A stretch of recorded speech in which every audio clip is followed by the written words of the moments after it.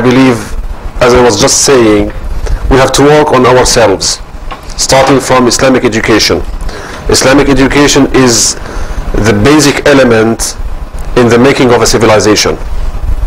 If there is no education, there is no civilization. And especially the spiritual, religious education. If we start from that point, I believe our societies would be much better. And then, of course, there are other tasks on the government, but these will be gradually changing.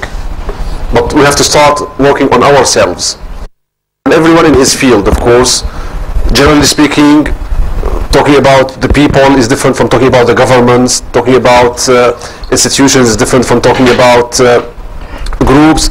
But the major thing is that we are laying the blame on our enemies, while the disease is within ourselves. Here is the key point. As they say in English, I think Muslim is that you know the famous proverb in the English language, to err is human, to forgive is divine. But he said, to err is human, to blame it on someone else's politics. So our problem now is that we are ummah of complaint.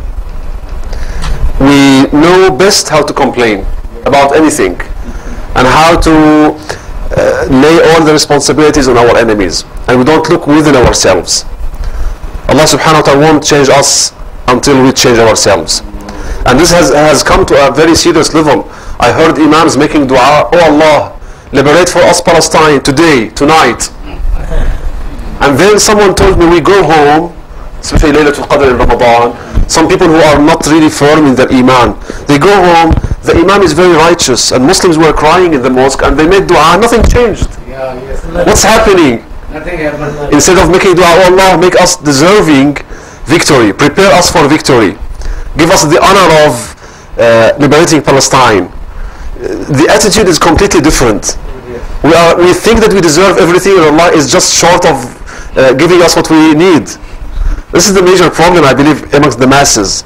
But mashallah, all of you, mashallah, are ulama, so what we need to work on is Islamic education. When people have this level of awareness, then I believe things will change. And Allah subhanahu wa ta'ala will prepare the ummah. The ummah is promised. وَعَدَ اللَّهُ الَّذِينَ آمَنُوا, as Allah subhanahu wa ta'ala says, al-ayah. Allah subhanahu wa ta'ala has made several promises and made it clear to us in the Quran. وعد الله الذين آمنوا وعملوا الصالحات منكم ليستخلفنهم في الأرض كما استخلف الذين من قبلهم وليمكنن لهم دينهم الذي ارتضى لهم وليبدلنهم من بعد خوفهم أمنا يعبدونني لا يشركون بي شيئا. يعني الأحوال شروط. هذه الجملة, this sentence is حال. Grammarians have a famous rule. It says الأحوال شروط, or الحال شرط وصف لصاحبها شرط في عاملها. That is to say, on the condition that they worship me, يعبدونني لا يشركون بي شيئا, they don't worship or associate any other with me. And if you look at the Muslim Ummah now and the status of the Muslim Ummah, you find people working for wealth. Wealth is above Allah.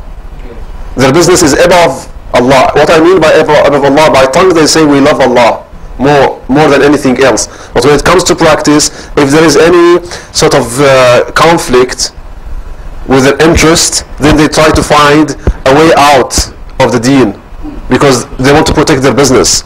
As long as we're thinking of this mentality, I believe we'll be sort of given lessons one after another. Allah subhanahu wa ta'ala says in the Quran very clearly, قُلْ إِن كَانَ آبَاؤُكُمْ وَأَبْنَاؤُكُمْ وَإِخْوَانُكُمْ وَأَزْوَاجُكُمْ وَعَشِيرَتُكُمْ وَأَمْوَالٌ اقْتَرَفْتُمُوهَا وَتِجَارَةٌ تَخْشَوْنَ كَسَادَهَا وَمَسَاكِنُ تَرْضَوْنَهَا أَحَبَّ إِلَيْكُمْ مِنَ اللَّهِ وَرَسُولِهِ وَجِهَادٍ فِي سَبِيلِهِ.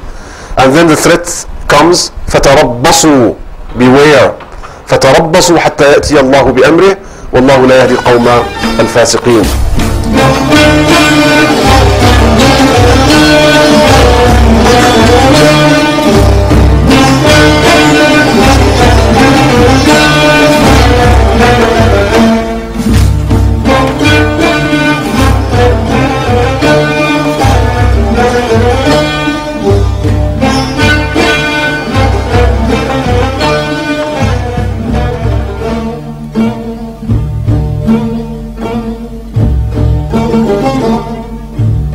Thank you.